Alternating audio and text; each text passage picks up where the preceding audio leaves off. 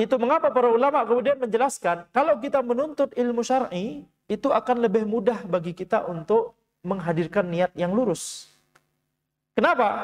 Kalau misalkan kita sudah belajar fikih sholat, misalkan kita sudah mempelajari tentang ayat-ayat yang memerintahkan untuk sholat, ya, waqimus sholat wa atuz zakah, kemudian mempelajari hadis-hadis terkait sholat, kemudian mempelajari fikih tentang sholat, maka ketika kita sholat, kita akan lebih mudah untuk terbersit, ya Allah, ini ana, ya, ini hamba sedang mau mengamalkan ilmu yang hamba sudah pelajari tentang sholat. Ini adalah termasuk hal yang bisa menolong kita untuk memiliki niat yang, ya, niat yang lurus, niat yang baik.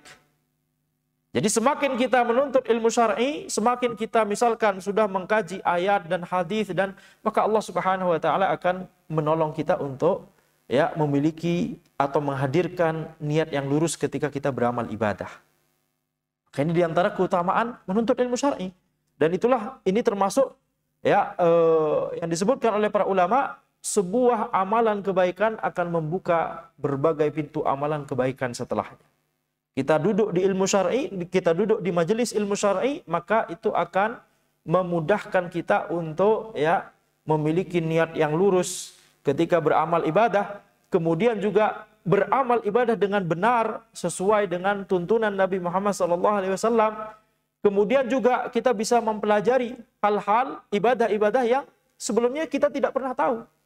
Ya, misalkan kita tidak pernah tahu bahwa, oh, ternyata, ya, ada amalan sholat sunnah wudu misalkan. Sebelumnya misalkan kita tidak pernah tahu.